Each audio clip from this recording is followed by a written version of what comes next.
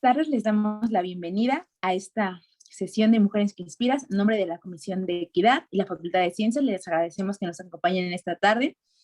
Esta tarde está con nosotros la doctora Marta Yuko Takane Imai con la ponencia Conos de la Naturaleza. La doctora es investigadora titular B en el Instituto de Matemáticas de la UNAM, es activa participante del grupo de Mujer y Ciencia en la UNAM y profesora de licenciatura y posgrado de la Facultad de Ciencias, también aquí en la UNAM.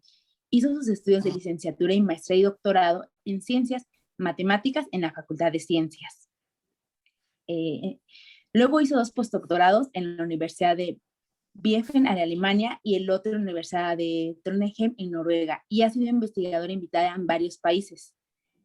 Sus campos de especialidad son álgebra lineal, la combinatoria algebraica y la teoría de representaciones de álgebras. En particular, trabaja en la aplicación de álgebra lineal en sistemas biológicos. Ella diseñó el curso Cómo pensar como Sherlock Holmes para docentes de matemáticas, del bachillerato y desde el grupo de Mujeres y Ciencia en la UNAM. Trabaja en el proyecto El despertar de la vocación científica en las niñas y ha sido reconocida con el premio Weizmann en 1992 a la mejor tesis doctoral en ciencias, el reconocimiento Sor Juana Inés de la Cruz por parte de la UNAM, y es consejera académica de la UNAM, del Consejo Académico del Área de Física, Matemáticas y las Ingenierías y del Consejo Académico del Bachillerato. Con ese gran currículum le agradecemos mucho que nos acompañe esta tarde y le cedemos el espacio. Muchas gracias. Voy a compartir pantalla. Pues primero quiero darle las gracias a la Comisión de Igualdad de la Facultad de Ciencias, en particular a Carla Ramírez por esta tan linda invitación. Es un honor estar con ustedes y gracias a todas y todos los que me están viendo. Como esto es la semana de la igualdad o contra la discriminación, ¿no? Puse que soy del grupo Mujer y Ciencia UNAM, desde donde hago mi trabajo de género. Entonces, les voy a hablar de conos en la naturaleza.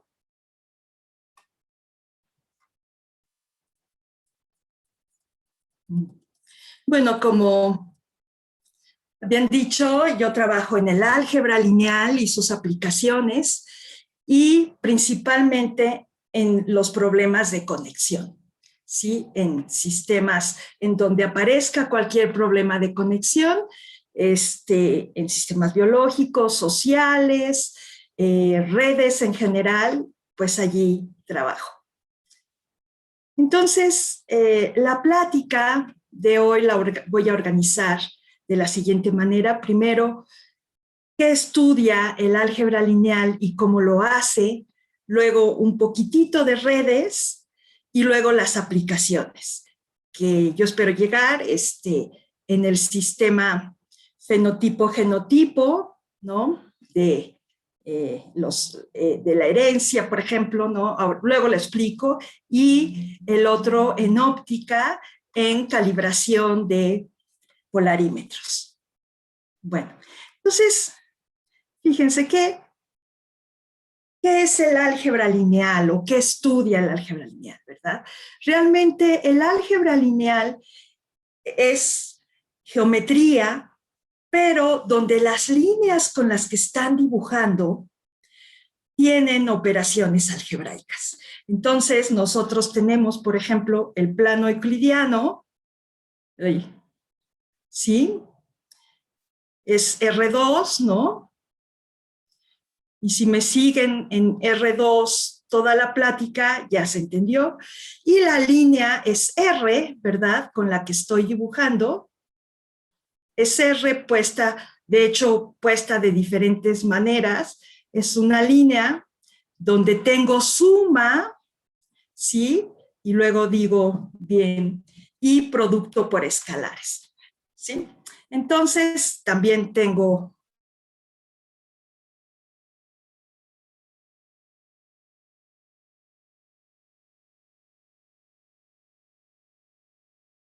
esta línea, ¿no?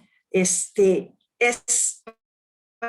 para los que sepan y las que sepan, es un campo. Y entonces, uy, creo que está fallando un poco mi internet. Bueno, y entonces tenemos toda la belleza de la geometría y toda la belleza y la fuerza del álgebra. Y eso es el álgebra lineal. Y lo que hacemos es todo lo que se pueda dibujar con esa línea que escogí. Pueden ser los complejos, pueden ser los racionales, o sea, todo lo que sea Z2 también. Todo eso son líneas con las que dibujo. Y, por ejemplo, seguro han escuchado muchísimo de cosas que se hacen o que se estudian en el álgebra lineal. Por ejemplo, la función derivada, ¿sí? Las derivadas de las funciones, etcétera. La función derivada es lineal. La función integral es lineal, ¿sí? Y luego, cuando escuchan matrices, eso es álgebra lineal en todo su esplendor. Por ejemplo, en probabilidad, matrices de probabilidad o estocásticas, matrices de correlación para quienes ya estudien aplicaciones. Y luego, perdón, si no se puede hacer por medio de líneas, entonces, lo que hacemos es acercamientos por medio de líneas. Por ejemplo, los planos tangentes, etcétera, etcétera. Los planos afines, si ustedes ya escucharon, todo eso es álgebra lineal. ¿Sí? Bueno, entonces, redes es una red, por ejemplo, tómense el mapa de carreteras de México, ¿no? Donde ponen un punto por ciudad y una arista, ¿no? O una línea une dos puntos si hay una carretera entre ellos y no hay otra ciudad que me importe entre ellos, ¿no? Digo, no es que no me importe, sino que no podemos poner todas las ciudades. Y las redes neuronales, por ejemplo, también se pueden abstraer por medio de una neurona, es un punto, y si dos neuronas están conectadas físicamente, pues se les pone una línea o hay una sinapsis entre ellos, etcétera, etcétera. También están las redes sociales, ¿verdad? Por ejemplo, Facebook, que tienen muchas redes sociales, que tienen muchas aplicaciones del álgebra lineal a las redes sociales, porque se notan que las redes sociales dan mucho poder político a la gente. Entonces, todo el mundo quiere estudiar redes sociales y es la misma abstracción y a esto le llamamos gráfica. También pueden ser gráficas dirigidas. Por ejemplo, si está pasando de aquí o si una carretera solo tiene un sentido o, por ejemplo, si pasa energía de acá para acá, se pone dirección. Entonces, esto es, digamos, de las principales abstracciones que yo considero. Vamos a hacer un ejemplo muy sencillito. Supónganse que tenemos que un rumor, ¿sí?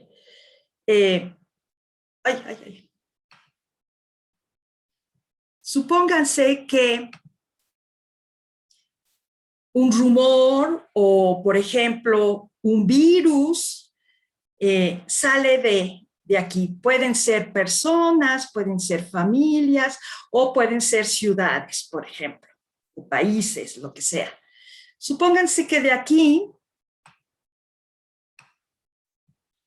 tengo a alguien que llegó o desde aquí salió la infección, ¿sí? O un rumor, por ejemplo. ¿no? Una noticia importante y ustedes la corren por medio de sus contactos de teléfono o por medio de Facebook. O sea, todo eso se modela de esta manera. Y entonces, supónganse que en el tiempo cero, aquí empieza un virus, ¿no? En el tiempo 1, donde el tiempo puede ser segundos, pueden ser días, pueden ser años, infecta a uno de los que, de las ciudades que están conectadas con esta ciudad, ¿sí? En el tiempo 2,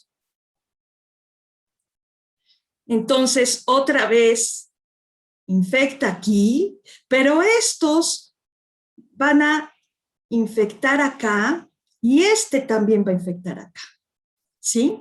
En el tiempo 3, pues entonces este vuelve a infectar para acá, este para acá, este para acá, este para acá, este mismo para acá, etcétera, etcétera, ¿sí? Sí se ve cómo esto, por ejemplo, y voy a decir cómo es que se pueden estudiar esto. Este es un problema lineal. Y fíjense aquí, estoy apenas en el tiempo 1, 2, 3, 4, pero, por ejemplo, en el tiempo 10, y ahorita les digo, ¿cómo saco esto? Fíjense aquí cuántas infecciones hay, ¿sí? Fíjense cómo está creciendo. Ahora, fíjense, este estaba más lejos que estos y vean cómo está creciendo el número de infecciones. Ahora, fíjense, ay, qué dibujos tan feos, ¿verdad? Ahora, fíjense, en el tiempo 14, vean cómo se disparó este punto, ¿sí? En esta ciudad. Aunque empezó aquí, vean cómo en esta ciudad, en el tiempo 14, vean ya cuántos posibles infectados hay. Este es un problema lineal y voy a explicar cómo lo podemos modelar y también por qué voy a saber para predecir que este punto o esta ciudad, ¿sí? Aquí tenemos que poner a fuerza, por ejemplo, para poner cercos sanitarios, que los cercos sanitarios son muy caros. Acuérdense que hemos perdido mucho dinero por no poder ir a nuestros trabajos, etcétera, etcétera. Para todo esto, vamos a hacer un ejemplo. Este es un problema lineal, ¿sí? Luego, esto es ya un poquito más para quienes saben un poquito de álgebra lineal o un poquito de cálculo, pero si no, todavía no saben, pues nada más disfruten más o menos así como el esquema completo, ¿no? No tienen que entender todo. Y para quienes sepan un poquito de espacios vectoriales o de cálculo, con que me sigan la plática en el plano real, es decir, en R2, ya creo que me pueden seguir. Completa la plática. Fíjense, nosotros tenemos, acuérdense que voy a dibujar y mi línea con la que dibujo mis espacios geométricos es la recta real, ¿sí? La suma, acuérdense que se puede ver así, si tengo X y Y, pues paso X a Y o Y a X, es decir, esta es paralela a esta y esta es paralela a esta. Bueno, pues esta diagonal de este paralelogramo es la interpretación geométrica de la suma en R2, ¿no? Y los múltiplos escalares son el zoom de la cámara. Lo pongo al doble o lo bajo a la mitad, es el zoom de la cámara. Y fíjense aquí, estos son para alfas. Acuérdense que lo bonito de los vectores, a esto se les llama espacios vectoriales, a los espacios geométricos que podemos dibujar con la recta que tiene la recta real, con sus operaciones, se les llama espacios vectoriales, y tienen muchísimas ventajas. En particular, los vectores tienen dirección y magnitud, ¿no? Como dice la película de mi villano favorito, ¿no? Y entonces, alfa X, si alfa es mayor o igual que 0, es el zoom de la cámara, y alfa mayor o igual que 0 va a seguir la dirección de X. Pero si alfa es menor que 0, entonces ponemos alfa aquí, o realmente es valor absoluto de X, y lo reflejamos como en el País de las Maravillas con este espejo, ¿sí? Y es decir, que esto va a medir lo mismo que esto, pero en sentido contrario. Es decir, si ustedes lo quieren ver, es como el reflejo en el espejo, ¿sí? Ortogonal a esta X, y acuérdense que Lewis Carroll, el de Alicia en el País de las Maravillas, era matemático y usó esta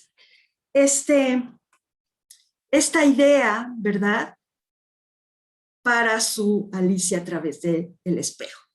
Bueno, pues esas son las dos operaciones que tiene nuestra recta real, ¿sí? Es suma, que la interpretación geométrica es esta, y el zoom de la cámara, ¿sí?, para los múltiplos escalares, así se le llama, producto escalar o multiplicación escalar, y la suma. Bueno, y esto ya es, si se quedan con la interpretación geométrica, es la que voy a usar, pero acuérdense que significa la suma coordenada, coordenada, y la multiplicación por escalares es coordenada, coordenada, si ya la quieren ver desde el punto de vista algebraico. Lo mismo pasa para las RNs, ¿verdad? Es lo mismo, la suma sigue siendo un paralelogramo, y el producto por escalares es el zoom de la cámara o el zoom a través del espejo. Bueno, ¿por qué digo eso?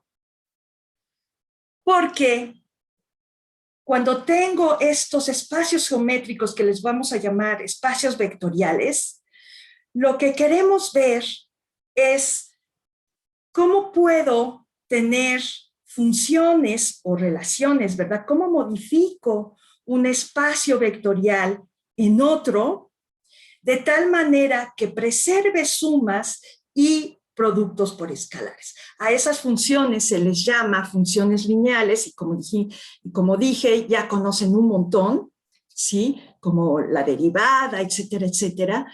Bueno, pues cuando estamos en RNs, y aquí lo único que voy a trabajar es en funciones de Rn en Rn mismo, es decir, del mismo espacio al mismo espacio, y es una función, es decir, voy a modificarlo, ¿sí? Y entonces, una función lineal, ¿sí?, se puede ver, se le puede aplicar una matriz, y una matriz define una función lineal. Ese es un teoremazo del álgebra lineal, pero es nada más para los y las que sepan un poco de álgebra lineal, ¿sí? Por ejemplo, esta es una matriz real de 2 por 2, 2 renglones, 2 columnas, y definen una función lineal ¿sí? Por ejemplo, esta, bueno, si ya saben, entonces no tengo que hacer esto, pero es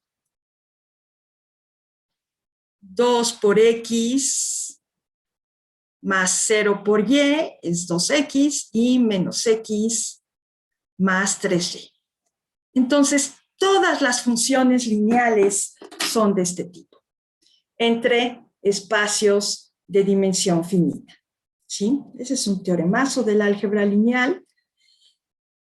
Y bueno, lo voy a utilizar porque quiero que vean cómo usamos el álgebra lineal para estudiar diferentes fenómenos que aparecen en la naturaleza. Bueno, eso ya dije cómo. ¿Sí? Aquí está. Y ahora sí, como voy a hablar de redes, la primera va a ser las gráficas que no tienen dirección. Es decir, no son dirigidas, ¿sí? Tengo una gráfica, ¿sí? Por ejemplo, la que teníamos acá.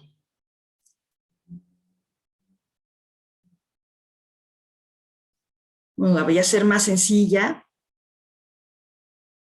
¿sí?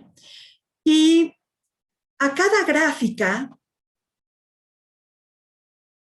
se le asocia una matriz. Pongo cualquier orden en los vértices y mi matriz A, que le voy a llamar de adyacencia, me va a decir entre quiénes, entre qué vértices tengo una arista. Entonces, A, que es A y J, la iésima y jésima coordenada es el número de aristas que hay entre I y J.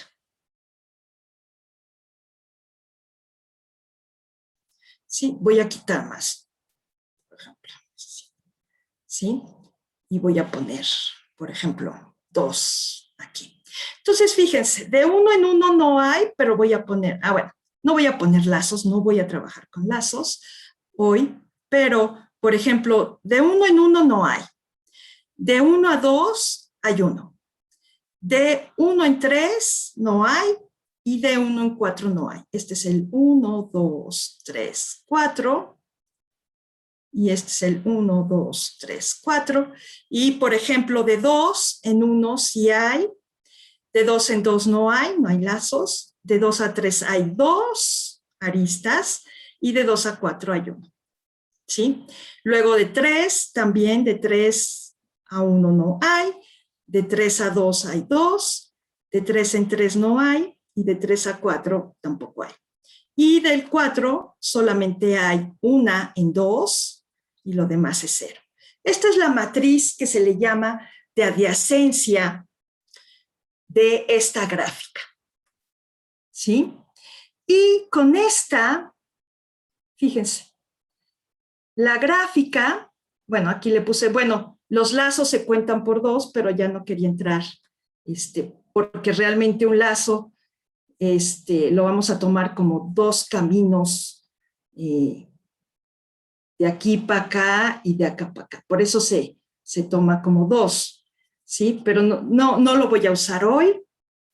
Y entonces, la de esta gráfica, pero no importa, la de esta gráfica es esta.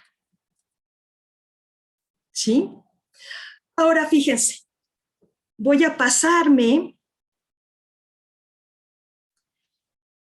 ¿Qué fue lo que hice, verdad? Para que ustedes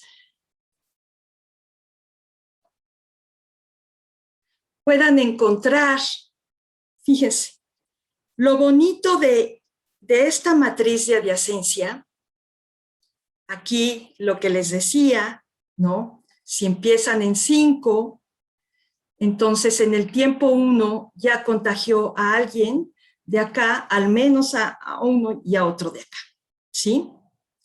Y eso lo da, por ejemplo, 1, 2, 3, 4, 5, vamos a poner aquí esta es en donde me voy a fijar. ¡Ay, ay, ay! Ay. ¿Sí?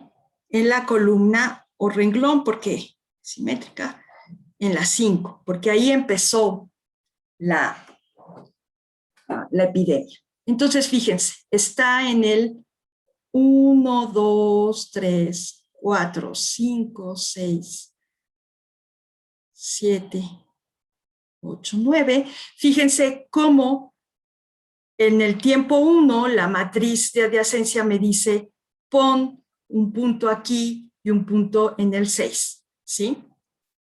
En el tiempo 2, ahora fíjense, en el tiempo 2 lo va a dar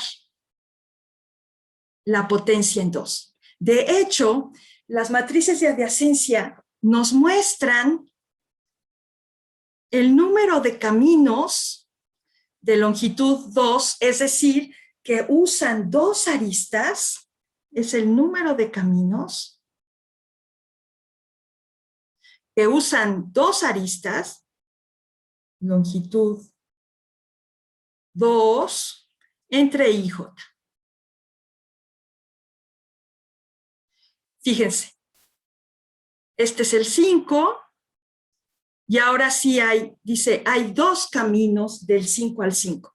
Pues sí, porque, por ejemplo, vean este es 1 y me regreso por el mismo, pues ya usé 2 aristas, ¿verdad? Entonces hay un camino y aquí está el otro, ¿sí? Entonces, las potencias me van a dar también el número de caminos que hay de longitud, la potencia entre I y J para cada I y J puntos, vértices. Y entonces, también me está dando, por ejemplo aquí, me está dando cómo, pues, el bicho usa los caminos, ¿verdad?, para contagiar. Y entonces, fíjense aquí, este es en el tiempo 10, y fíjense cómo está creciendo. Pero ahora fíjense en este vértice. Fíjense cómo se están disparando. Ya no puse más. Bueno, se están disparando, fíjense, pero fíjense en este, ¿verdad? Entonces, así es como vamos a modelar muchos de los fenómenos en la naturaleza que tienen que ver con tipos de conexión por medio de la matriz de adyacencia. No es la única, ¿verdad?, pero la única manera depende del problema que quieran modelar. Y ahorita les digo por qué me tengo que fijar en ciertos puntos que tienen más, si estamos hablando, por ejemplo, de peligros de epidemia, en qué puntos tienen mayor riesgo. Por ejemplo, en México seguro, la Ciudad de México, pero esta clase de comportamientos también podemos predecir para poner cercos que quizás sean más baratos que poner un cerco en la Ciudad de México, ¿no? Eso se puede hacer, pero también, y por eso es tan importante en la política, también ir rastreando, ¿no?, de dónde pudo haber salido o un virus o, por ejemplo, un rumor o una noticia, ¿no? Entonces, estas cosas son realmente fuertes. ¿Sí? Bueno, es que lo iba a exponer aquí, pero ya no. Entonces, Entonces, les voy a enseñar un teorema impresionante del álgebra lineal. Y se debe, primero, a Oscar Perrón, ¿sí? Y está el teorema de Perrón, pero su generalización la hizo Frobenius. Entonces, este teoremazo es el teorema de Perrón-Frobenius y es el siguiente. ¿Sí? Bueno, les voy a dar primero el de Perrón. Dice, si tengo una matriz positiva, ¿qué quiere decir que sea positiva? Quiere decir que todas sus entradas son reales positivos. No se admite ni el cero, ¿sí? Esta es una matriz positiva. Entonces, el radio espectral es un valor propio. ¿Qué significa esto? Acuérdense, para los que saben un poquito, y ahorita voy a dar la interpretación geométrica, un vector distinto de cero es un vector propio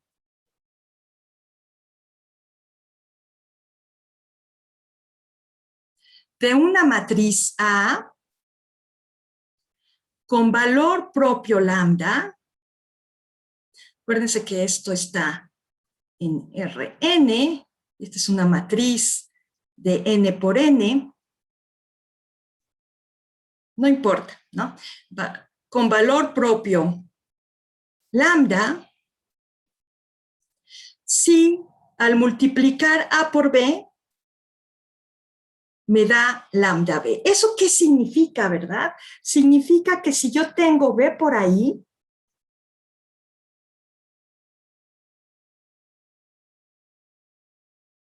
y le aplico la función A,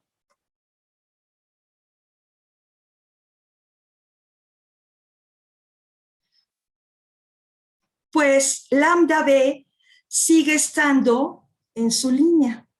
Eso es lo que significa, ¿sí? Por ejemplo, lambda B aquí, ¿sí? Eso quiere decir, para quienes sepan un poco de álgebra lineal, que un vector propio, si tengo un vector propio, toda su línea va a ser invariante bajo A, ¿sí? Y recuerden que siempre estamos tratando de encontrar cosas invariantes para saber cómo se comporta una función. Y también les recuerdo que una función lineal entre espacios vectoriales de dimensión finita, en particular de Rn en Rn, es continua.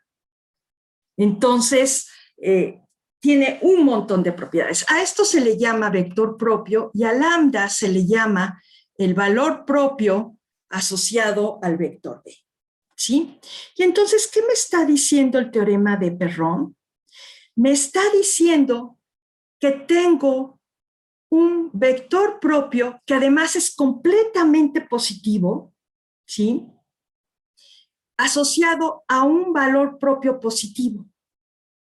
Y esto a lo mejor ahorita no van a ver, no están viendo, pero ahorita van a ver cómo lo aplico.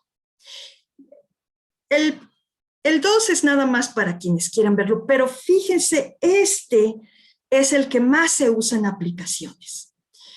Y se usan, quiere decir, si tengo una matriz completamente positiva,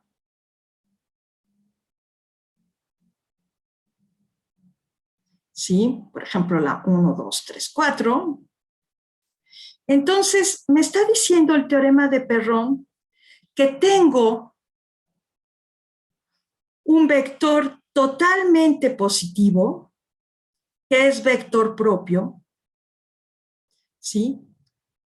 Con un valor mayor que 0. Entonces, por acá debe de estar, si aquí está z, bueno, puede ser mayor que 1 o menor que 1, está por aquí. Este inciso me está diciendo cómo se comporta mi matriz o la función lineal en el tiempo, ¿sí? Y si tengo un experimento o un fenómeno natural que lo podemos modelar por medio de esa matriz A, y en el tiempo 1 es A, en el tiempo 2 es A al cuadrado, como les dije en lo de los virus, ¿no? Entonces, me está diciendo cómo se va a comportar en el tiempo, ¿sí? Para un tiempo suficientemente grande. Y lo que me está diciendo es lo siguiente, que esta línea, y voy a borrar aquí, esto ya no importa, que esté donde esté, ¿sí? Que esté donde esté, aquí por ejemplo un X, a X, etcétera, en el futuro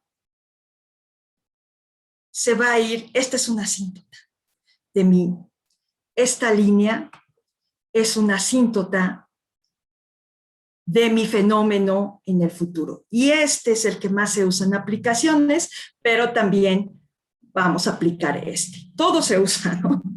Luego el teorema de, fíjense, aquí está, este es el vector propio con valor propio este, el que me va a hacer este. Nada más se los enseño para que vean. Todo es algoritmizable, entonces es muy fácil sacar todo esto. Y está el teorema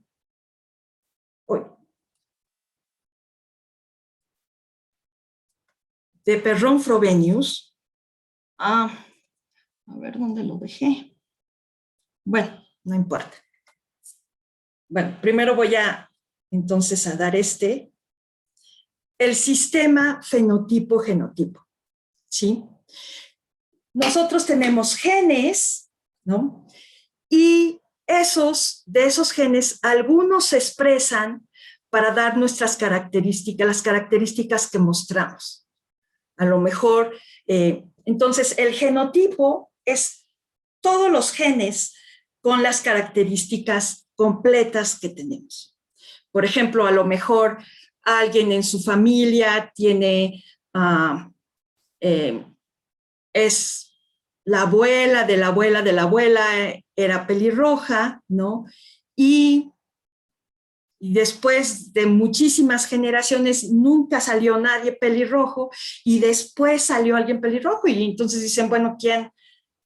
¿De dónde salió lo pelirrojo?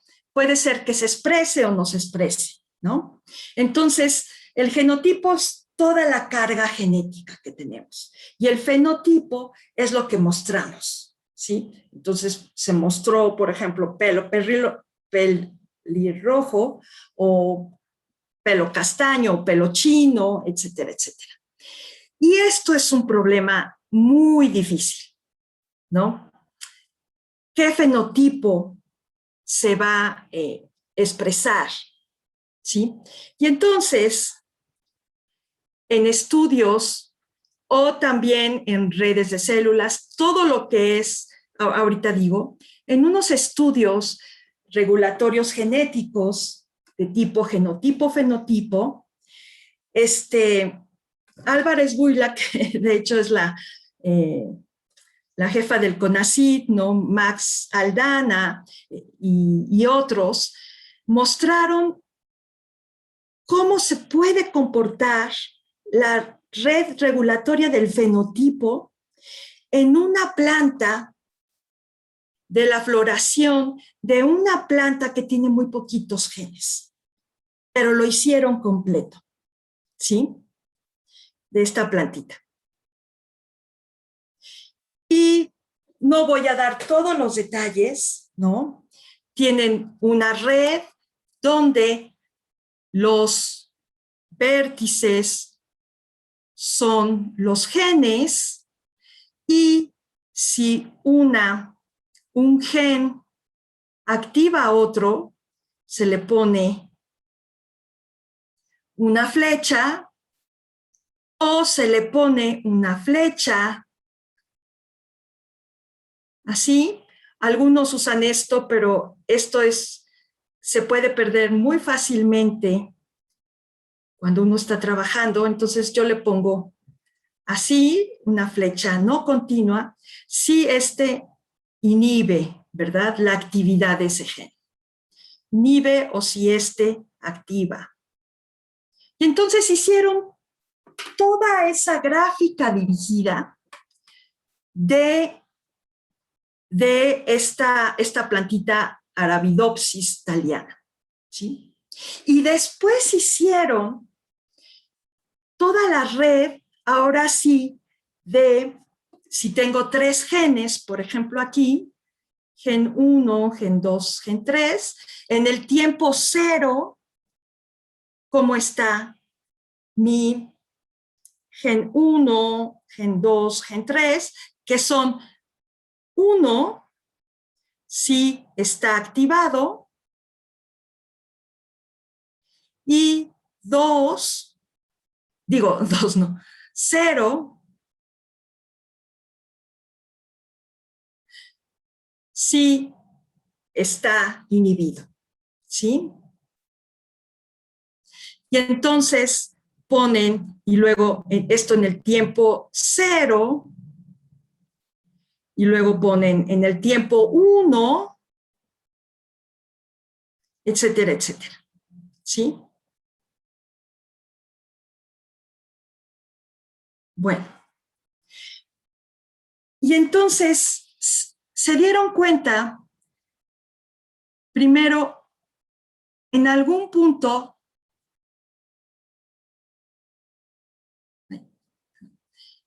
va a haber un ciclo dirigido. Y se dieron cuenta que es solo uno, ¿sí? Solo uno, y los genes, o sea, en la floración, ¿verdad?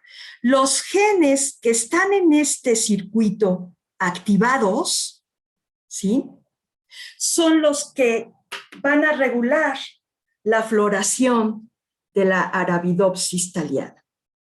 Y eso fue un experimento precioso, ¿sí?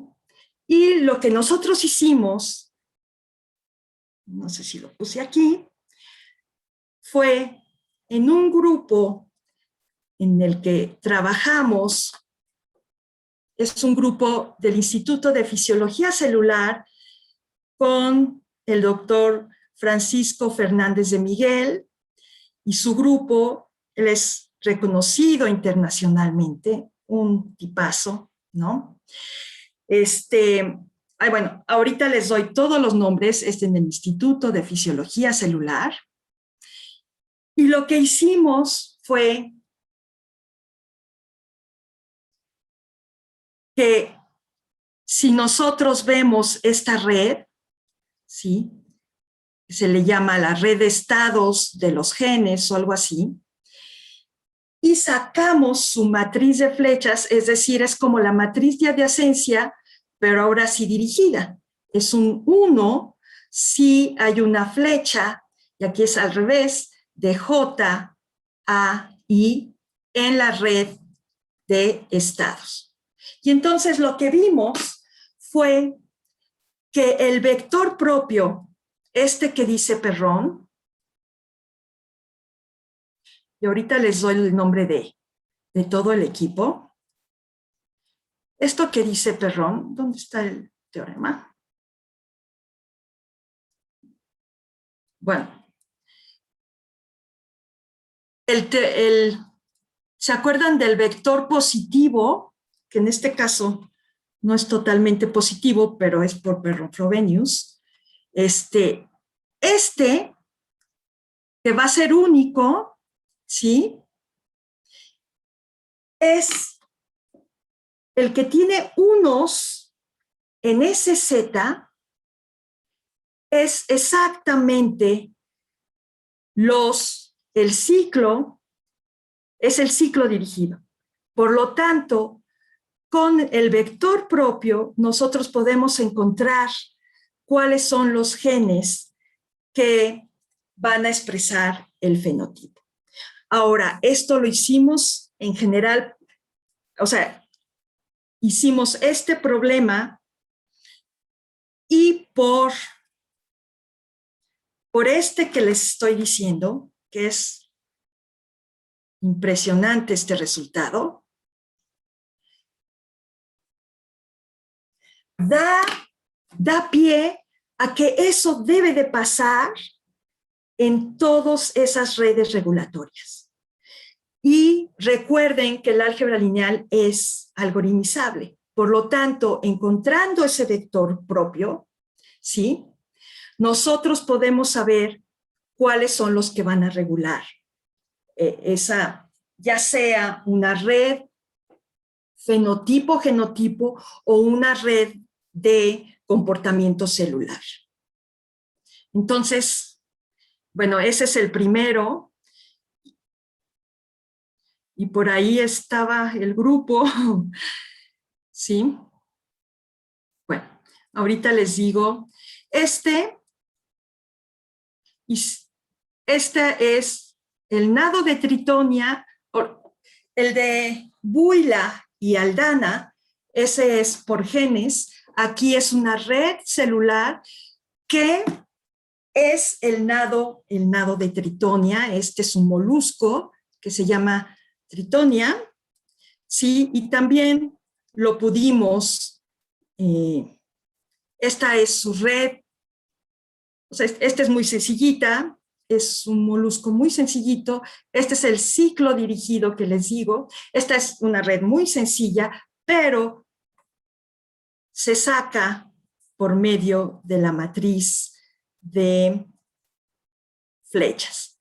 Uy, y aquí no puse, es Francisco Fernández de Miguel, que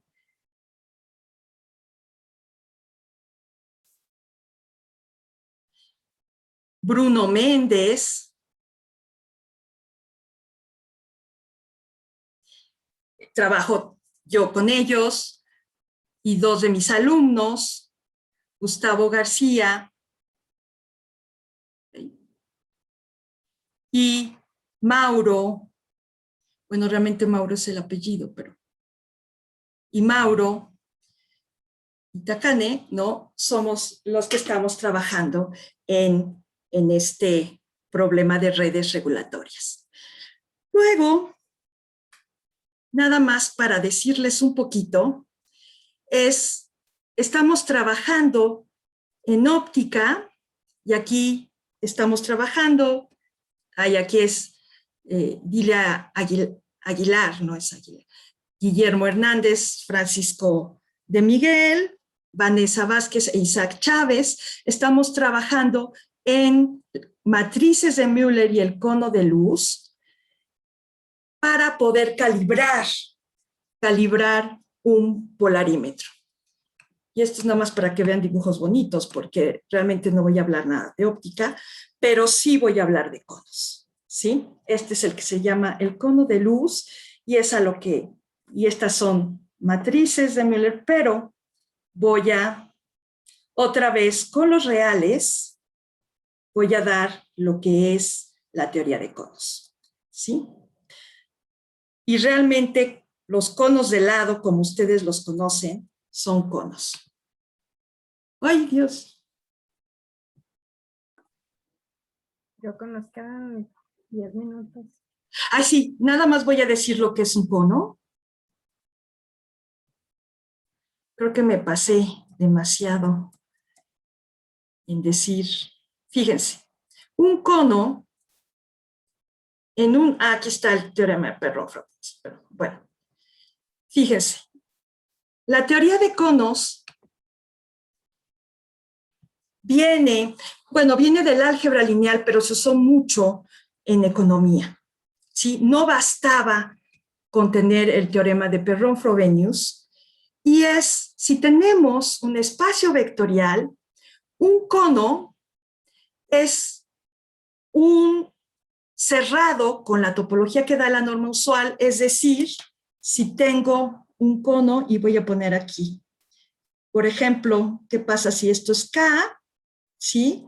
Pues tengo que cerrarlo, es decir, que si tengo un número numerable de vectores, de tal manera que el límite existe, este punto tiene que estar en K. A eso se le llama cerrado, por lo tanto lo tengo que cerrar. Luego es cerrado bajo combinaciones lineales no negativas y solamente me voy a quedar con una rama del cono, ¿sí? Esto es menos K. Los analistas usan las dos ramas, nosotros solamente una. Y vean ejemplos de conos. Lo voy a decir muy rapidito. Sí, el cero es un cono, un semirrayo es un cono, esto es un cono, el cono de los números no negativos es un cono. En R3 ya tenemos un montón de conos, el cono este se le llama de lado, este, ¿sí? El cono positivo, y este se le llama cono poliédrico. Y entonces, otra vez, tenemos que encontrar matrices. La frase es esta: espacios vectoriales es a conos como algunos, pero suficientes, subespacios vectoriales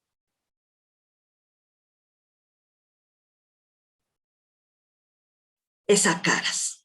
Donde caras ya no voy a decir más, pero, por ejemplo, esta es una cara, esto es una cara, es exactamente la geométrica y todo el cono es una cara. Entonces, si trabajamos así, con esto, podemos hacer álgebra lineal en conos. Y tenemos la generalización, bueno, lo tenemos en álgebra lineal, la generalización del teorema de Perron-Frobenius, y se debe a Birkhoff-van der Graaf, es el teorema. Y ustedes si han oído de un Birkhoff, pues este es el hijo, igual de impresionante que el papá, van der Graaf. Y tenemos exactamente el teorema de Perron y Frobenius, ¿sí? Fíjense, estas son las caras, y tenemos nada más para que lo vean. Este es Birkhoff. Ya, al pobre le quité la cabeza. Bueno, no importa. ¿Sí? Ay, ¿dónde está? ¿Me pasé el teorema? Ah, pues aquí está. Tenemos exactamente el teorema de Perron-Frobenius, pero K primitiva es lo que en el teorema de Perron significaba matriz positiva. ¿Sí? E irreducible es, bueno, es como si, por ejemplo, las matrices de adyacencia de gráficas conexas, su matriz de adyacencia es irreducible. Entonces, nada más para que tengan cierta idea. Y tenemos también este teorema con esta parte que es muy buena en aplicaciones. Y entonces, en polarimetría, lo que usamos son lo que se llama matrices de Müller, y es para calibrar los polarímetros. Y entonces, pero no siempre se puede calibrar en teoría, ¿no? En la ciencia exacta, digamos, se puede hacer todo, pero manualmente no. Entonces, lo que estamos sacando son cuáles matrices son las que se llaman realizables, y esas son exactamente las matrices que dejan al cono de luz que les puse aquí, el cono de luz, que eran los A, B, C, D, que es como el cono de lado en R4, tal que A es mayor o igual que 0 y A al cuadrado es mayor o igual que B al cuadrado más C al cuadrado. Este es un cono, pero ya está en R4, y entonces se puede realizar, se puede calibrar un polarímetro sí, solo si la matriz asociada al polarímetro deja este cono invariante, que quiere decir que si B está en el cono, cuando M de B está en el cono. ¿Sí? Y eso es en lo que estamos trabajando. Ya tenemos una caracterización de esas matrices y bueno, pues ya con eso, muchísimas gracias y muchas gracias felicidades a la Comisión de Igualdad, que está haciendo un trabajo increíble. Gracias. Le agradecemos mucho su ponencia, maestra, y tenemos algunas preguntas en el chat. Igual si nos puede compartir su correo para hacérselas llegar y posteriormente también poner las respuestas en el chat para que sean de manera pública y las puedan consultar. Dice Alex, la teoría de grafos es muy bonita y práctica. La tomé hace unos semestres en división de operaciones. Excelente ponencia y le agradecemos. Ay, gracias. Nadia Pérez dice, ¿tendrá un simulador de estas redes? Se pueden hacer, sí. Sí. Yo no tengo, pero sí tengo el estudio, por supuesto, para redes que salen en problemas que tengo, pero así en general no. Pero es muy, muy fácil hacer. Ok, ya también nos están pidiendo una segunda ponencia para tener más profundidad en el tema, pues también la íbamos a invitar. Gracias, con gusto. Nos preguntan también en dónde podríamos encontrar más información sobre redes neuronales. Pues eso sí les tengo que mandar, porque sí puse aquí, pero puse todo, ¿no? Mejor mándenme qué quieren y con mucho gusto les mando,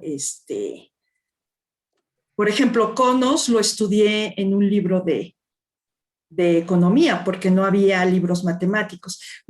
Yo les mando la bibliografía si me mandan su mail y me dicen qué es exactamente lo que quieren, con mucho gusto.